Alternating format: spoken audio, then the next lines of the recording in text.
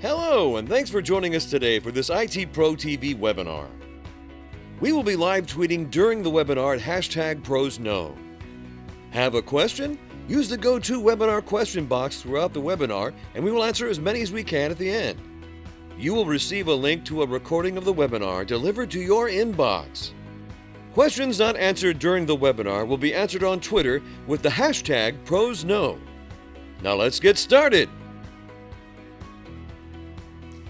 All right, welcome everybody to the ITProTV webinar series. I'm your host, Don Pezet, here with an exciting topic this week, which is MSPs and ransomware, protecting the protectors. This has been a real hot button item in news reports lately, and so we're going to spend some time talking about why MSPs are under such a targeted attack and what they should be doing to prevent it, things that you yourself can implement to help make sure that you are not one of these victims. So we've got a lot lined up, but let me start off with a few little things here in the beginning. First, let me introduce myself. Like I said, I'm Don Pezet. I am one of the edutainers here at ITProTV, as well as a co-founder. I've been working in IT for over 20 years. During that time, I have worked for private organizations like banks, insurance companies, and MSPs like you. And also, I have been a technical trainer for vendors like Microsoft, Cisco, Google, and I'm certified with the majority of those vendors as well. My time spent over the last decade has been helping people with technology outreach and getting people to learn more about technology and to better protect themselves from threats like we're going to discuss today. Now, normally in a webinar like this, we are accompanied by someone else from ITProTV, but we do have a special guest with us. Before I introduce that special guest, let me talk a little bit about what ITProTV is. ITProTV creates binge-worthy learning for IT pros. So we have IT training for everyone who's involved in their IT career, whether you're just getting started or whether you are a seasoned pro. There's things that you need to learn. A good IT pro is always learning, and we help you to do just that with training from CompTIA, Cisco, Microsoft, Apple, and many other vendors, and more general topics, things like cloud, security, Linux, other areas that you need to learn about, all found within our library, which contains over 4,000 hours of training content. It is a significant amount of material. We use a interactive two-host format, similar to what you're going to see here in this webinar, where it's more of a conversation about IT than it is a lecture or something that drags on. We use virtual labs as well as practice exams to help reinforce learning. Those are part of our premium subscriptions. That gives you that access to make sure that you're really learning the material and getting to apply the knowledge that you've learned. And we have team and individual plans that we can train just the regular common IT worker or an entire IT organization, all found in ITProTV. Now, I dropped a hint a moment ago that I'm not going to be here by myself. We thought it would be fun to bring in a special guest for this webinar. Our topic is focused on MSPs, managed service providers. So we wanted to get somebody with real field experience, somebody who's out there in the trenches every day dealing with this problem, somebody who can give us some first-hand exposure to it. And we had a great volunteer, Mr. Tom Lawrence from Lawrence Tech Systems. So he's going to be joining us. Let me introduce him real quick. So he works for, like I said, Lawrence Tech Systems. They are a global MSP based out of Detroit, Michigan. They provide technology solutions, business solutions, and not just for the Detroit area, but really all over the globe, right? Cloud internet technology has really kind of removed the boundaries of previous needs like that. Although physical services like cabling, security cameras, those can all be done as well. So definitely a great resource for that. Tom himself is actually a very prolific blogger and creates numerous videos available on YouTube and other places. So a great person who's also out there doing technology outreach, which is a part of what we're going to be doing right here. So he's joining us right in our webinar. If you want to learn more about them, you can always visit their website, www.lawrencesystems.com. The link's right there on your screen. It'll also be a part of the email that goes out after this conference, or after this webinar is over. So that's a lot of what's going on, and I think I've been doing all the talking, but real quick before we dive into the topic, Tom, thank you for joining us. Oh, happy to be here. And so our topic today is MSPs and ransomware, right? Now, you not only work for an MSP, but you actually own the MSP. So this is a topic that's pretty important to you, right?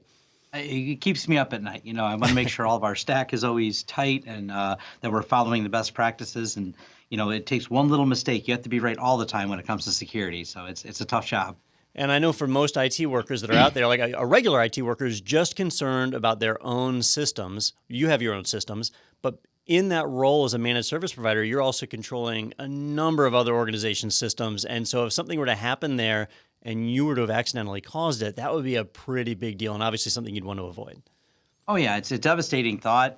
You work so hard to build up these businesses and land all these deals. We've been in business for 16 years, and we've had a lot of clients over that time. So it's like one mistake can end all of everything you work for. And there was a good article I seen just the other day, and the thing that summed up the article says nobody trusts me anymore. And it was an interview anonymously with a MSP who made one mistake, one person without 2FA. They got in, and it allowed them to deploy ransomware at scale, and it destroyed his client base like overnight. One click of the button, one little mistake. So you have to really be auditing and be very diligent on this. All right, so the threat is real. I think everybody acknowledges that. And ransomware is kind of unique in that, unlike other attacks where you normally see them going after bigger players, ransomware is effective even on a very small scale. And that's turned MSPs into such a big target that's out there. So let's talk a little bit here in the beginning about just what is ransomware. I think most of us are familiar with it, but this is something that is in the news all over the place. I've got an article here from ZDNet pulled up. Ransomware gang hacks MSPs to deploy ransomware on customer systems. This is not like a state-sponsored organization anymore going after another country. This is just criminal activity where they are going after MSPs of any size because they know if they can compromise one of them, usually the smaller the better, they can then leapfrog to attack other systems that are out there, thus resulting in a chance for them to get more money. And that's an important concept here, is that ransomware is all about generating money for these criminal actors. The majority of them will lock a machine and begin encrypting files.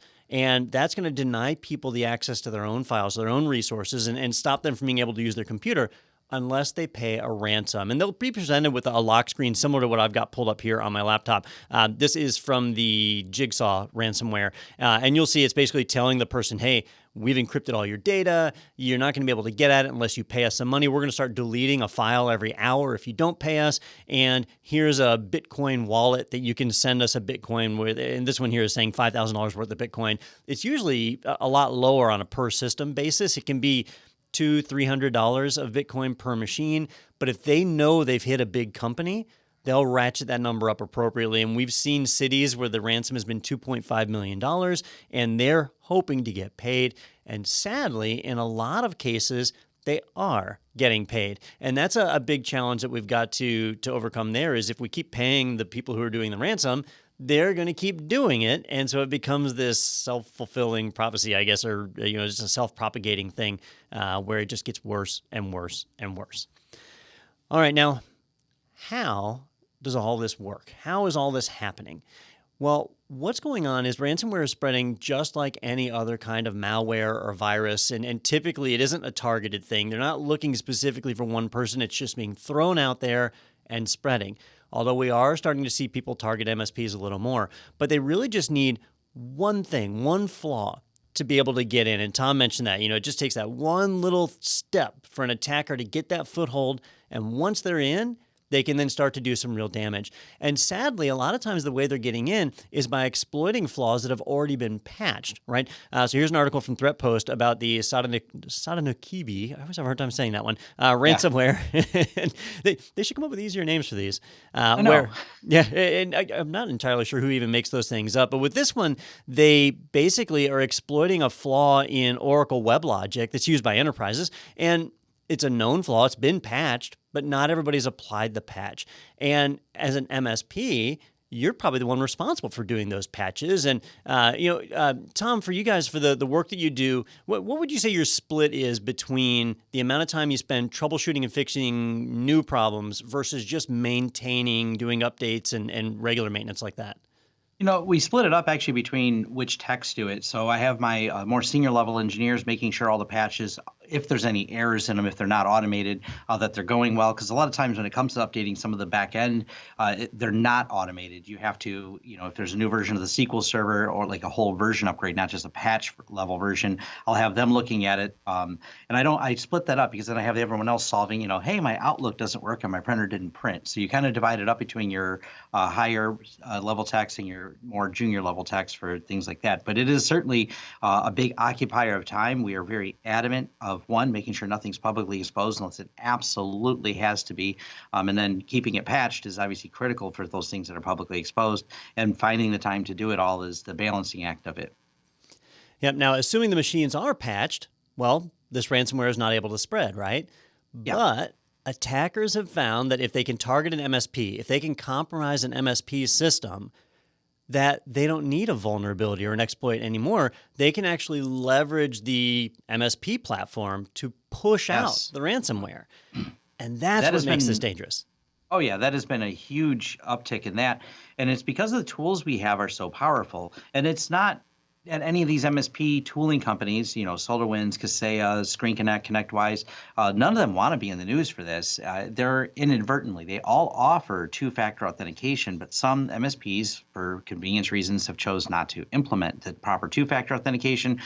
They sometimes leave plugins that they were told to remove. In a case of Kaseya last year, there was an integration tool between ConnectWise and Kaseya, and everyone's like, that particular plugin needs to go. It's deprecated, it's gone. They sent out warnings, but the MSPs are still having to be the ones to remove it, and it got exploited. Yeah, and that's similar to a lot of other computer systems that are out there, is that the security features might be present but not enabled, and it's kind of left up to the MSP to implement that. Now, some MSPs are on the ball doing a great job. Others are super busy just trying to keep their business running and the lights on and not necessarily diving into their security settings on a regular basis, but it's so important. And that's one aspect of this, is the security side of things. So how are the attackers gaining access? Well, there's things like plugin vulnerabilities, right? Those can be prevented through patching, but there's also other things like credential lists. And Tom, you mentioned two-factor authentication, that a lot of people do password reuse, where they use a password on one site and then they turn around and they sign up on another site and they use the same password. And if you use the same password on 10 different sites and one of those sites gets breached, now that password is no longer considered secure, and people can replay passwords, especially against a system like ConnectWise or Kaseya, until they finally hit somebody that logs in, and now they've got access. And it's very difficult to detect that, especially if you're using a hosted deployment, because that might not even be on servers that are in your physical control. So now you don't necessarily see the logs and you have challenges there. But we also have social engineering, that if it's a targeted attack, they can skip the whole computer system altogether and call you on the phone or do things like that to try and trick you into divulging information. And I get social engineering attacks on pretty much a daily basis. I've got an example here pulled up of a phishing email that I got at the end of last year. I usually save these things because they're good examples like this. But here's one that came in. It looks like it was from MailChimp, which is a popular mailing list management and advertising platform if you're sending out email blasts. And it's saying, hey, you need to update your payment issue. Well, if you're an MSP and this is how you're advertising out to your customers, you don't want that to stop. You want to go and update your payment information. And when you do that, you click on a link, but the link is not actually going to a MailChimp server. In this case, it's going to login4-mailchimp.com, which is not controlled by them. And it's providing what your username is or what is tied to your email. You provide the password, and now you've given up those credentials. The attacker can then try those credentials other places and potentially gain access to platforms that are far more sensitive, where they can do a lot more damage. Although, honestly, they can do a ton of damage from something like MailChimp. That would be pretty bad. Oh, yeah. And you'll be able to send out to all your clients and have your lists, and then it can go on and on. So it's once again a big target, because it pivots them into having your list of potential attack vectors. Yep, and that's not just for MSPs. I mean, this is a problem for everybody. That's why there's sites like Have I Been Pwned, where you can go and punch in your email address and it'll show if your user account was involved in a breach somewhere. In fact, I think 100% of the people are in there somewhere. Adobe is normally the reason. When Adobe got hacked, pretty much everybody had an Adobe account. But that tells you, like, there was a breach that involved your account. You need to reset that password. MSPs, well, it's an even bigger threat there. We've got to be watching for when those occur so that you can make sure somebody's not able to get in as you. That is a big deal. And when we talk about other flaws, like plugin flaws and stuff, it's not just one vendor. It's not just Kaseya. It's all of them. Like here's an example from searchsecurity.techtarget.com. ConnectWise plugin flaw exploited in ransomware attacks on MSPs. So they were actually able to leverage, it wasn't ConnectWise itself, but it was the way one of the plugins interacted with ConnectWise that allowed them to get in between and basically seize control of session data and basically compromise an account. That's pretty bad stuff, right? Because once they have your platform, now they can go in and wreak all sorts of havoc. So these are all the different types of things that are going on right now that basically means you're under attack, right? And that's a huge thing. Now, once they find a way in, once they get a valid username and password or a credential or find some way to get elevated privileges into your system, what are they able to do, right? They're able to do a lot of different things, right? First off, they can monitor and record activity. So maybe they just look at, hey, what clients are you connecting to?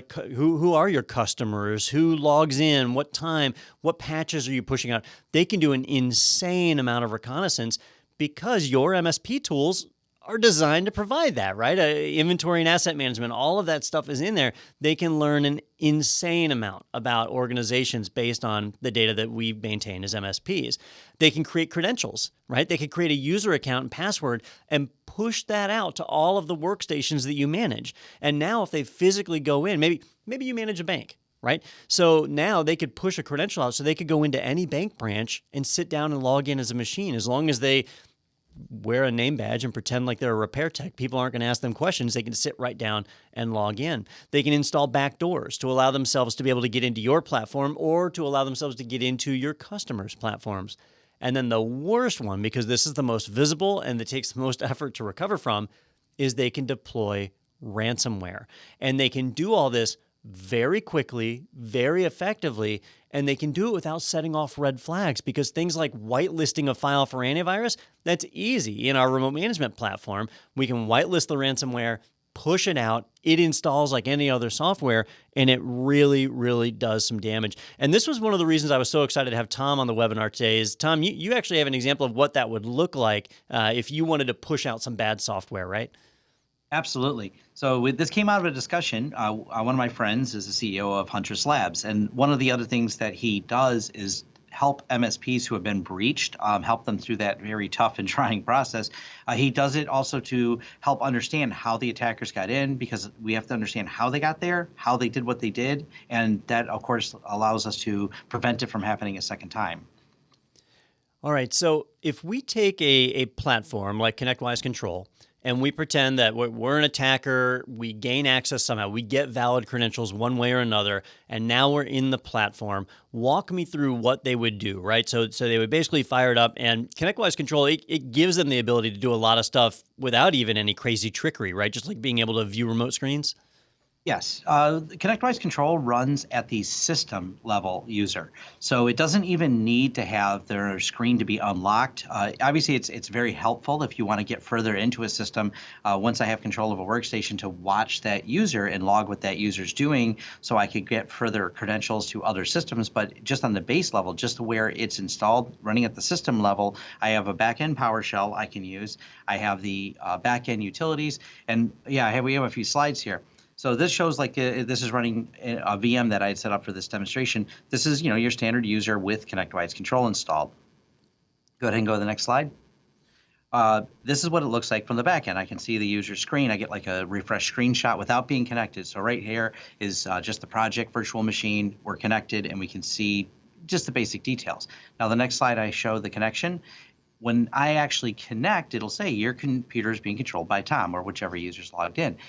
So that part is fine. So then people think that they're safe because they're like, oh, I have my users are trained and they'll be aware if someone connects. And go to the next slide. Now, so what I did was I locked the screen here. And so you would assume I can't do anything to the computer. Well, jump to the next slide again. Now I can start running PowerShell commands on the backend service. So all I did was PS get services, and it dumped right here in service connection. Jump to the next one. And from here, I got the local user list. So I can start getting the users. And of course, as you know, I'm running at system level, so I can create users, get the local user list, and start doing nefarious things. A lot of the things we're going to be looking for, if I was a bad actor, would be ways to get further into the system to disable the backups. And they frequently do. They'll shut down any backup services that are running, and they may do this at a certain level of time before they want to deploy the ransomware. Jump to the next slide.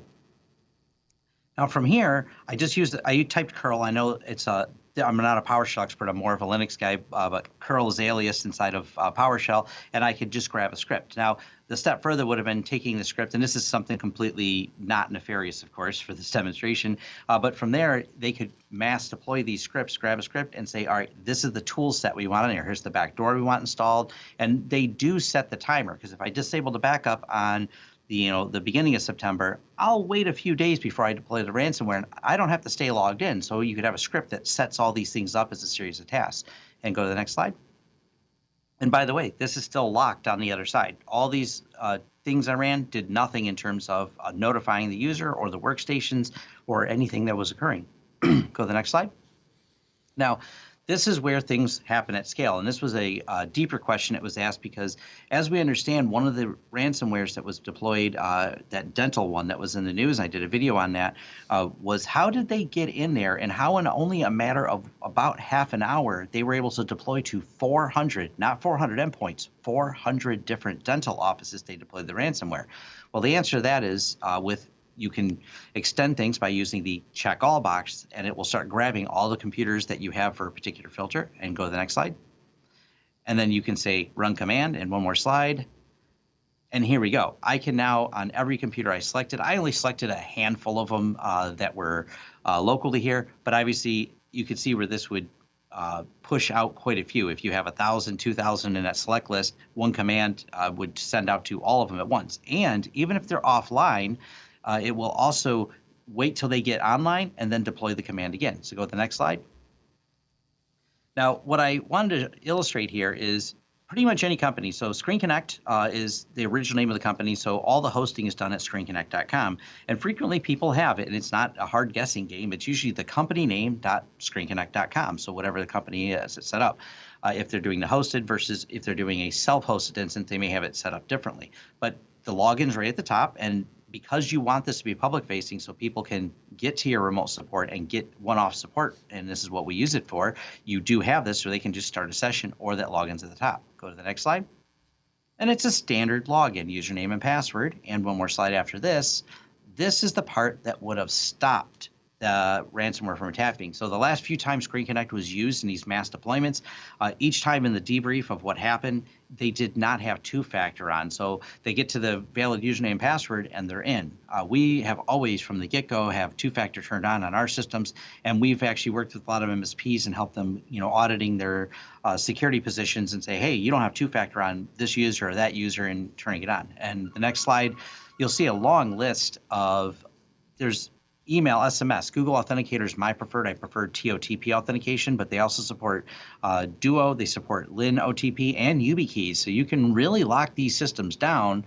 But of course, security is not always convenient. So a lot of people choose sometimes not to do that. Go to the next slide.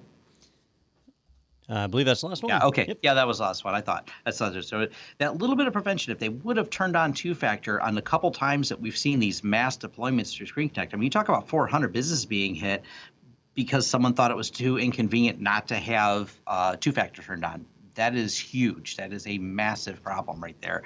And it's not that hard to turn on. They make it really easy. The teams over at ConnectWise and any of these companies, like I said, they don't want to be involved in the ransomware. They want the tools to be used for good and for you as an MSP to use them to deploy, not to have their name get dragged through the mud with it. And what the good news is, more of these companies are going, okay, we're just going to turn the feature off. You can't do this without two-factor. It's not like an option anymore, is what we're seeing some of the changes coming out of these companies, which is good.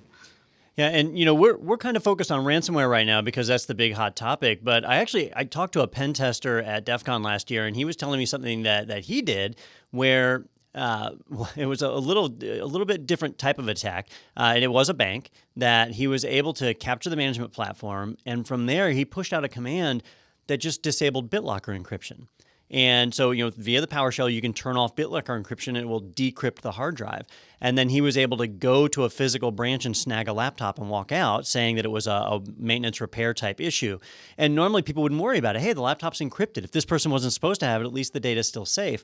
But because BitLocker had been disabled, well, he had access to the data that was on that hard drive. And your regular end user is going to have no idea whether the hard drive has been decrypted or not. That's supposed to be invisible to them anyway. And so that's the type of thing somebody can do once they compromise a management platform. And that's why, as an MSP, you've become like target number one. I think target number one is actually still going to be the local governments, like local city governments, because they're the most likely to just pay the ransomware and not worry about it because it's taxpayer dollars. But as an MSP, you become the best leapfrog attack, that you're a springboard to all of your customers, and that allows them a huge possible ransom to pull in. So let's talk a little bit more about prevention. Tom, you already mentioned multi-factor authentication. That is a phenomenal way to stop people from logging in with credentials that have not been properly secured. Password reuse or weak passwords. MFA helps to solve that, any one of the various forms. But there's other things we can do too, right? As an MSP, you might have a number of technicians on your staff, but you might also have an accountant, you might have receptionists, you might have people that aren't techs, people that don't need to be doing screen control. And a great way to help prevent this type of attack, at least to minimize the risk, is to do role-based access control for your employees. Restrict which accounts have the ability to use these advanced tools. Not every employee in your company should have full access to all of your customers' machines. So you've got to take time and restrict those down so that people have it's following the principle of least privilege, right? Where people have just the minimum amount of privileges they need to perform their job. You also need to make sure they're using secure credentials. MFA is a part of that, right? But how do you know people have MFA turned on? ConnectWise is one platform. You might use 5 different platforms. How do you know people are changing their passwords at set intervals, or that they're using strong passwords? Or if somebody leaves your company, how do you know they don't have that password anymore, or that the password has been reset? Well, for that stuff, you really need to leverage some kind of enterprise password management system. And I don't mean enterprise like 10,000 users, right? Even LastPass has something that's just LastPass for Teams, where you can set up, and I've got their kind of screen pulled up here on my laptop, where it gives you the ability to create multiple accounts all under one primary company account, where you're able to measure how strong are the passwords that people are picking. Are they reusing passwords? And it's all done in a very secure manner, where if one account gets compromised, it doesn't get access to other people's passwords. It gives you that control. And I'm using LastPass as an example, but there are a number of players in the space. Hey, Tom, do you have one you recommend? You brought up LastPass. It's actually one of the ones we use here in at Teams. One of the things that helps a lot, and we even use this at some of the businesses we recommend it to, is when you have to do a wind down if someone's leaving the company, even if it's on the most excellent of terms, you want to be able to go, all right, these are all the things they had access to while they were at the company. So Teams gives you reports for like, these are all the things you shared with them. You shared your Amazon account, your eBay account, or whatever that might be, or any other systems. It kind of helps create that template. And it's one of those things that has to be very clear. You have to have a good onboarding process and a good offboarding process if anyone leaves. Like I said, even if they leave in the best of terms, as you checked all the lists of everything you gave them, only the privileges they need, but you still gave them access to things, you have to wind that back down and step that back through. So these are all the things to unwind. But any password manager out there, well, at least the big ones, was it Password One, I think, is another one, and LastPass is one we've been using for years. But as long as you're using a good zero trust password system, that's a solid choice to do to help manage all those passwords. And really, got to stop the reuse. Absolutely, and that's probably the number one way this is all working out right now. Password reuse is such a big deal. Another one we mentioned though was like plugins. That plugins can have vulnerabilities and compromises. One of the nice things about platforms like ConnectWise is they're extensible. You can integrate them with a number of different things. You want to try and keep that to a minimum.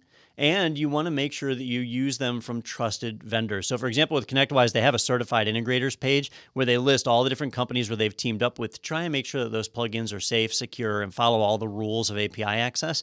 You don't necessarily know if you're getting that if you do a custom plugin or a third-party one. But even here, you only want to trust these plugins so far. You really need to look and say, do I actually need to integrate with that? Do I really need my ConnectWise to be able to post to Facebook? And it's got the capability, but just because you can doesn't mean you should. You've got to evaluate that. Every plugin is increasing your attack surface. And then the other thing is we need to remember that there are a ton of free resources that are out there that we can make use of. So if you're looking at your company and saying, man, I'm an MSP, I feel like I'm under attack, but I don't have the resources to do a lot of this, well, look to other people, other companies, other MSPs. It's a tight-knit community. Everybody's super friendly. But there's also the U.S. government, right? Which is a tough one sometimes to say, let's go trust the U.S. government. But in this case, the CISA, they actually do have some great resources out there. They put out a lot of alerts, which help to make you aware of the various things that are going on out there in the cybersecurity world. But they even have industry-specific ones, which is hard to say. But like this one, Alert TA18-276B, rolls right off the tongue. Advanced persistent threat activity exploiting managed service providers. They've actually done a write-up on what this is, a full report on what the current state of this is, how the attackers are targeting MSPs, and even some of the things you can do to prevent it, a lot of what we're talking about right here. That's not something you've got to create on your own. It's something you can leverage. It's an existing resource out there provided, I'm going to say free, but actually provided thanks to the U.S. taxpayer dollar. All right, so let's focus a little more on detection for a moment, right? We can do a lot. We can take a lot of preventative measures and try and stop it, but the reality is we have to stop every attack. The attacker just has to get one to work. And so eventually they may find a way to be able to get through whatever safeguards you've put in place. So if that happens, what should you be doing to make sure that you know about it as quickly as possible? There was an article the other day about an MSP operator who had gone on vacation, and he was driving from California up to Oregon or up to Washington. And on his trip, he started getting calls from his customers about ransomware being deployed, and his system had been compromised. And he had to call each of his customers and tell them to shut the computers down. It was the customers that told him about the attack. He didn't see it himself ahead of time. But there are things we can do to detect that this is occurring if we take the time to set it up in advance. We have to be proactive about this, not reactive. And one of the best ways to do that is going to be through monitoring logs. All of the systems that we use, all the remote management we use, leverages logs of some sort or another. Otherwise, we would never know if a job completed successfully, right? So anytime somebody performs a remote screen share, anytime somebody pushes a command out, at a minimum, we need to have a log set up for that, and it needs to be doing automated notifications to tell us that's happening. Hey, there's a command running that's executing on more than 10 computers simultaneously. There's something of that nature. In a perfect world, we'd have a two-key system where no one employee could make a deployment that affected more than, say, 3 computers. And if you wanted to deploy something to more than 3 computers, you had to have 2 people clicking OK. You know, like on the submarines when they launch a missile, you got to have 2 people turn the key. That's a perfect world. A lot of systems don't have that. A lot of MSPs are too small to warrant the cost of putting a system like that in place. So in lieu of that, we can at least have logging that notifies us, shoots us an email, shoots us a text message so that we're aware of what's going on, and we'll have a chance to jump in and stop that. We also want to make sure that we're leveraging approved IP addresses. Who's allowed to access the management console? If you are a US-based company, you probably don't want logins from Africa or China or Russia logging into your management portal because you don't have any employees over there. So why would somebody in those IP ranges want to connect? You can IP restrict a lot of this. If you're running an on-prem remote management platform, that's pretty easy. If you're going hosted, reach out to your provider and see if they provide that functionality. Some do, some don't. It's not across the board because while I might not have any techs deployed in Africa, ConnectWise certainly has some customers that are over there, or Datto has customers in Africa. So that's something that they come across. But we've got to reach out to them. But also on the credential list, you know, I mentioned like the Have I Been Pwned service. They actually have something, it's a commercial service where you can pay. And if one of your email addresses turns up, they'll notify you. So you get notified right away. It's not like once a month, I've got to go and look it up and check. They actually reach out and tell you. Automated notifications like that are how you stay ahead and say, whoop, there was a breach. My email address was involved somehow. I'm going to go and reset my passwords where I think that's appropriate. And now I've kind of prevented that password reuse. These are all different things we can do to help make sure we prevent some of the attacks like we've seen. And there are just a number of different ways to go about that. I've got ConnectWise documentation pulled up here on setting up auditing. So they've got where you can set up auditing for what your users are performing. And when I say your users, I mean your employees, not your customers. So when your employees are out there deploying, executing commands, deploying software, you've got to configure it to notify you, to set up those communications. And then after that, we have other services like Alien Vault, which is now owned by AT&T. They have what's called dark web monitoring, where they look to see if your credential has been posted on any of the various dark web markets. If you turn up in one of those lists, they'll notify you. And it's not 100%, it's not perfect, right? Because there's a lot of secret lists out there nobody knows about. But at least if it's on one of the bigger ones, the ones that are more likely to be leveraged in an attack, you'll get a notification. So look into services like these. They don't normally cost too much money, but they are a lifesaver in giving you that chance to be proactive instead of reactive. And Tom, have you had experience with any of these? Yeah, couple of them too. One of the things is because we're always using password management, I get instant notifications if anyone were to ever try to log in and have the wrong password typed. Because theoretically, if you're using a password manager, you'd never type the wrong password. And we're using a SolarWinds stack on the back end, and SolarWinds has IP restriction. Matter of fact, you can specifically say you can only log in from these IPs, and it's IPs that are public IPs. So even my staff has to VPN to the office. Then they can get into the SolarWinds stack. If not, they're just denied the ability to log in based on IP restriction. And another one that's interesting too is the Have I Been Pwned. Also, if you go Have I Been Pwned /passwords, you can check to see if a password was used previously. So if you think you have some incredibly clever, complex password, you can drop it in there. And if you don't want to, they, of course, have a really slick API so you can hash the password ahead of time and just see if that hash is matched within their database of dumped passwords. You can find out that way if you've been breached as well. There's ways you can automate that. It's a pretty slick system. Yeah, and there's a number of third parties that actually use that. It's somewhere on Have I Been Pwned, they actually have a list of all the vendors that use their API. So you might already be using them and not even know it. Yeah, no, it's a great service because especially when you start generating unique passwords for everything, you may know a site is breached and before the site does. Because if I had some, very high entropy, super unique password, 15 characters of randomness long that LastPass filled in, and I throw that in there, and if it tells me that's been breached, even if it doesn't know what it came from, you know where it came from because you only use that password in one place. And sometimes these have been ways that companies find out they're breached, as they go, somehow the Have I Been Pwned list has your password list in there, and I only ever use this password in one place. So we've been working and talking with some security people about how that's playing out in the market, because sometimes they've discovered these things and the company had no idea they were breached. And that's actually similar to what happened in the recent StockX password dump. It was only by discovering what this list was that was out there that it turned out to be StockX's list of users and passwords combined. All right, now in a perfect world, everything we've talked about here can be deployed, implemented, and you will never have to worry about an attacker using your platform to roll out ransomware. But let's go negative for a minute here, and let's just do worst case scenario. Let's say an attacker does manage to gain access to your platform and does roll out ransomware and manages to hit 100% of your customers' client machines. That's bad, right? So you need to be taking steps right now to make sure that you're able to recover from that, because there's a lot of bad things that can happen if you were negligent. If you did not provide some way to be able to recover that data, you could be held liable. And now, you can be run out of business. That's a huge, huge risk, not even considering the monetary risk attached to all of that. So we don't want that to happen. We want to take care of our customers, right? So how do we go about doing that? Well, if we want to make sure that we're able to recover from this type of attack, there's three main points that I want to bring up here, three things that I want everybody to think about, and hopefully you're already doing.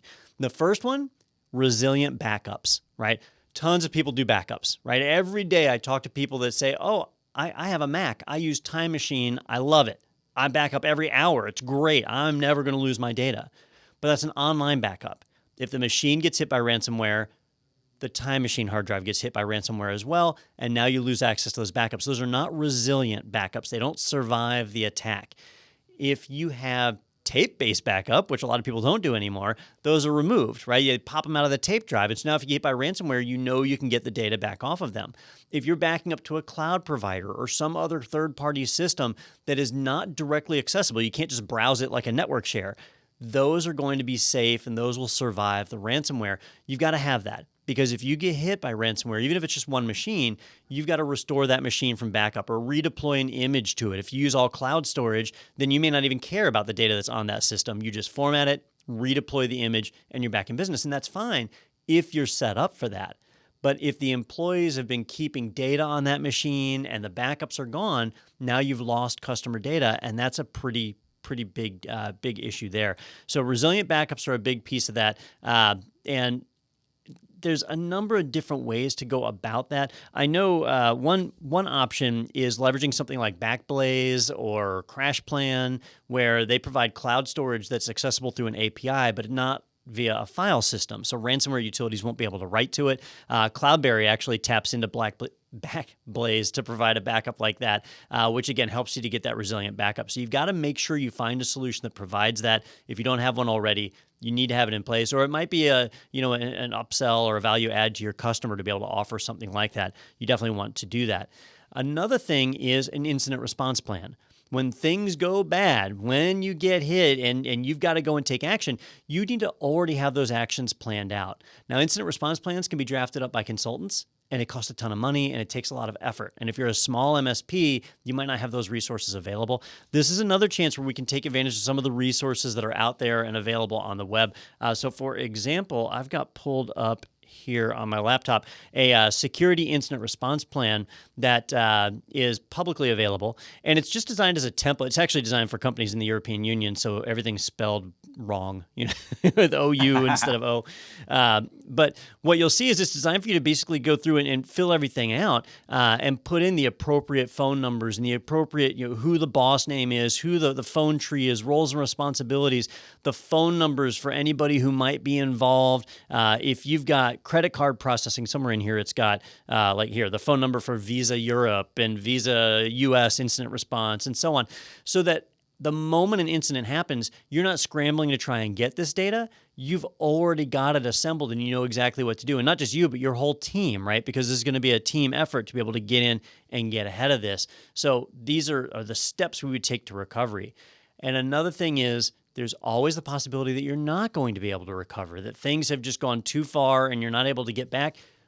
Insurance comes in. Now, as a private company, you should already have general liability insurance, but that doesn't always cover everything involved inside of a cyber attack, especially when it comes down to intellectual property rights. You can get into a huge mess over that. So there are a lot of insurance companies now that offer specialized insurance programs that are designed for MSPs. And if you want to learn more, you can go to like MSPalliance.com, and they have a whole write-up on there about cloud MSP insurance and some of the different options. But if you're already dealing with an insurance provider, reach out to them and just make sure they know, I'm an MSP, I'm responsible for customer data. Am I protected in the event that I can't recover my customer's data? And what does that look like? And what is that process? That should all be a part of your incident response too, because at some point, you're going to need to know, when do I call the insurance company? Or do I need to? It's just like if you get a little scratch on your car, do you call the insurance company and file a claim, or do you just take care of it yourself? There's going to be a line that gets crossed there. The same thing happens with data. So these are all real important pieces to making sure that you're able to recover it. And again, hopefully you don't ever have to do it, but you want to make sure you've got that plan in place. All right, so basically, as far as MSPs and ransomware, it's a lot to think about. It is a huge risk. It does keep a lot of people up at night, but you can get ahead of it. And Tom, as somebody who's just having to go through all this right now, do you feel like you've been able to do a pretty good job of staying ahead of it, or do you feel like you're just behind the eight ball? I'm still standing, so I think that's that's the first part. But it's also, don't be afraid to reach out to, and I pay them, the red team friends, have them poke at it. So you find a trusted partner for auditing. I'm lucky enough to have a good friend who specifically does that. He's done it for some Fortune 100 companies, and he's come through and helped audit my system. Don't always just assume. Getting overconfident is sometimes that first step. Going, I thought I audited everything. Have a third party come in and do it, a trusted third party, someone who's experienced at it, and do a little bit of pen testing, even if it's just an external scan, because you may have inadvertently left something open. You may have I forgot I left that exposed. I started this little test and I got distracted, because we get distracted doing things. But having a friend and having a company that actually goes through and audits you once in a while is invaluable. Sometimes, I even myself, I'll admit, I may have overlooked something before, but I would much rather have my friend doing the pen test find it than the bad actor, because he's like, hey, this right here, and reminds you that you have to be an update. Don't just rely on the tools. Having someone who's specifically in the red team area, trusted partner, is a wonderful asset. It doesn't have to cost that much just to get a basic external scan done. Absolutely. Yep. And there's a lot of automated tools you can use all throughout the year. So you can do the manual testing twice a year or on a smaller scale. There's a lot of options that are out there.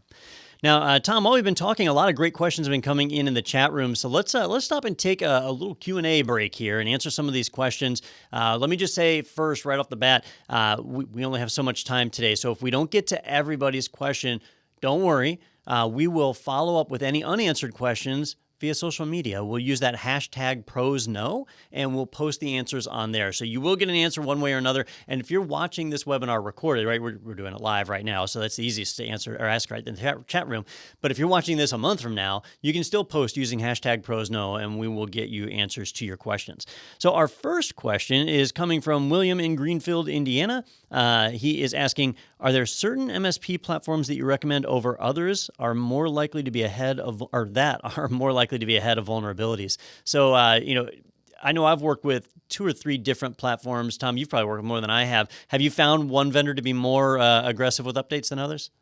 One of the things I appreciate, because one of the reasons we've stayed with SolarWinds for so long, and they were with them back when the tools we were using were called a company called Hound Dog. So through acquisition, we've ended up with the SolarWinds stack. But I think the mandate was almost 2 years ago, that 2FA, where they said it's not an option, guys. We're disabling every account that doesn't have 2FA, which for us, we were on it right away. But I thought that was a cool notice to get from them.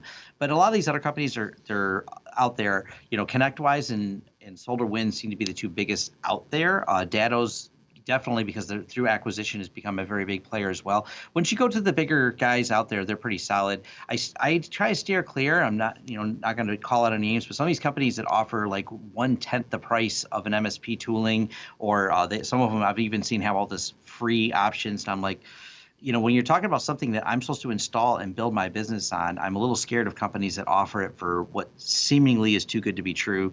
So I'm not going to beat up on any of the incumbents or new companies starting up, but they need to have a really solid platform to build my trust. But right now, I'm going to say, your Kaseya, Datto, ConnectWise, and SolarWinds. When you talk to the bigger MSPs, they're using those tools all the time. The small people are always looking for the deal. That may not be the best place to start. I'm glad you mentioned price, because I love SolarWinds products. Actually, all their products, their network engineer toolkit and stuff is awesome, but it's expensive. But you get what you pay for. They provide a really great product. So a lot of options that are out there. Let's go to our next question. We've got Carlos in New York, and this is more of a comment than a question. He said, I recommend either a monthly or quarterly assessment of software and plugins, anything being used. Remove what you do not need, such as those you use with only one client, and that client is leaving or has left. And that brings up a great point, is sometimes we bring in an integration to service one customer, and if that customer is left, are we going back and auditing and removing that plugin if we don't need it anymore? Have you encountered that? Yeah, sometimes because we have weird tools we have to use because of clients, we do it a little bit differently. We spin a VM up with that client name and only start it as needed. We have a school district that has some weird software, is the way I would describe it. So we have it all set up in that VM, and that VM has a Cisco ASA VPN connection in it. So whenever we have to use tooling with them, we fire up that VM and do it. That way the technicians can work on it. It's been an easier way, because you don't want your systems cluttered up with all these different VPN connections and things like that, especially because they can cause conflicts. We found a conflict between some Fortinet VPNs and some other VPN tools by Sophos. If you load them on the same system, there was a conflict. So having a VM for each customer when we need to have it. Most of the time, though, we're using the tools that the customer has deployed on their equipment to try to mitigate that. But it's a very valid point. We try to minimize on our actual workstations any odd software that's not normal. It's like the absolute bare minimum we can on ours, even when we're testing software. Once again, that's why we have a VM stack in a lab just dedicated to testing things for clients. All right, our next question, this one's anonymous, so it's mysterious. But it says, your story about the MSP owner on vacation sounds familiar. I'm an MSP president, and I can't clone myself. I've been there. Who at my organization should have the highest access? Is there a ratio you recommend? I need to go on vacation. This is a problem that any small business owner is going to experience, right? And not just MSPs, really anywhere, but with MSPs, it's more important because if you're gone, if you're on vacation, and there's something that only you have administrative access to, then somebody's going to have to interrupt you while you're on vacation. If you want the shop to be able to run itself while you're out, what is the right number? How do you determine who else you trust with that level of access? Tom, do you have a system? I have a Steve.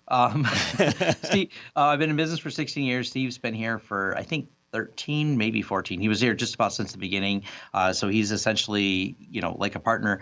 And this is always a joke that we should never fly together, but that's the solution right now is like I have one trusted person that way, just in case. There's also a safe and a place outside the business where other access of information can be gotten if needed, and there's procedures that can be followed. So there's a series of delegated access, but it is a real challenge when you're a small business. And I try to keep everything as tight as I can, only me, but obviously you can't grow the company if it's only you. You do have to at some point trust someone else to be able to do it, or I won't be able to sit here for an hour talking on ITProTV. That's true. Yeah. And, another option is you can temporarily assign out access. So while you're on vacation, you grant the access, and when you get back, you remove it. The important thing there is going to be while you're gone, you're going to have to ratchet up auditing somehow, because otherwise they can go in and put in who knows what while you're gone. And then you come back and take away access, but they would still have it. So really, you've got to be able to trust somebody, and that's a really difficult thing to do. So in the short term, you might not be able to trust one person with the whole enchilada. You might have to trust 4 people, each with a different piece of the puzzle that all comes together to equal whole access. So that is a challenge. You do need to go on vacation. Otherwise, you're going to burn out. You've got to be able to have, it's not even vacation, right? If you break your leg and you're in the hospital for a few days, you've got to have somebody taking care of your customer. That's a challenge that can be difficult to overcome.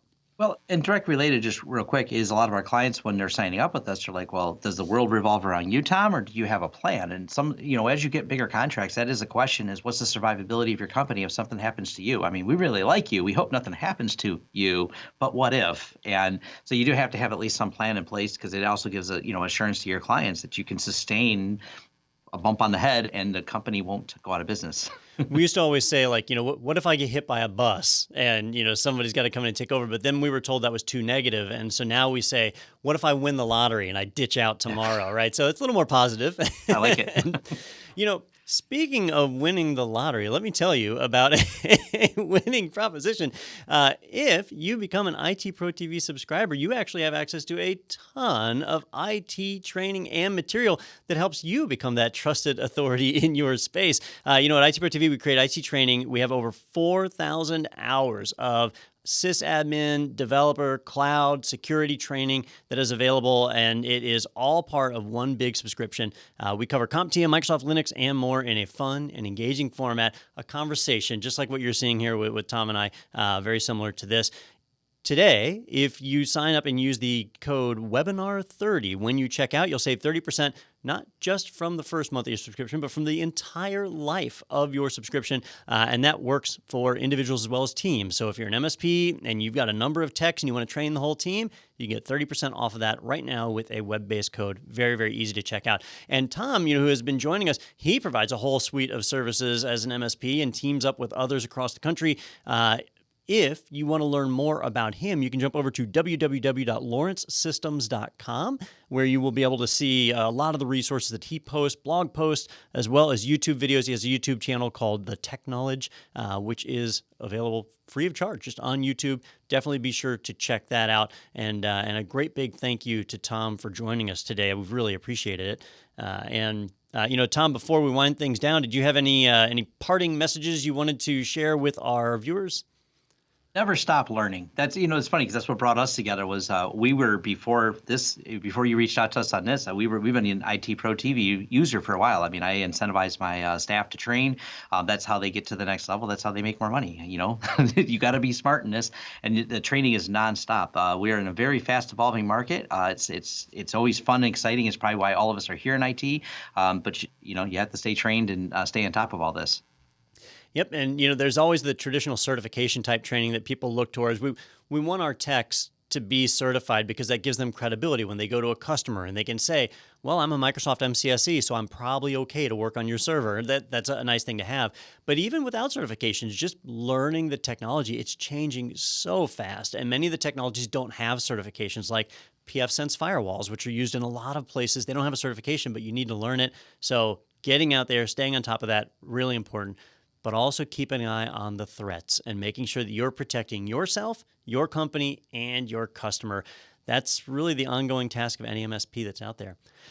All right, well, I think that's going to wind up our webinar for today. I do want to thank everybody for tuning in and watching. Do remember that you will get access to a recording of this webinar. If you want to share it with other people, you are encouraged to do so. And you can always check out more ITPro TV webinars by going to our website at itpro.tv/webinars. You'll see any others that are coming up in the future. If you have ideas for webinars, be sure to shoot those out to us. Use that hashtag ProsKnow on social media. We'd love to hear from you. And be sure to check out Lawrence Systems over at www.lawrencesystems.com. All right, well, thank you for joining us, everybody. For ITPro TV, I've been Don Pezet, joined by Tom Lawrence of Lawrence Systems. Thanks for watching. Thank you for joining us today. You will receive a link to a recording of the webinar delivered to your inbox. All the questions we didn't get to will be answered via Twitter at #ProsKnow. Remember that coupon code is webinar30. See you back here for the next ITPro TV webinar.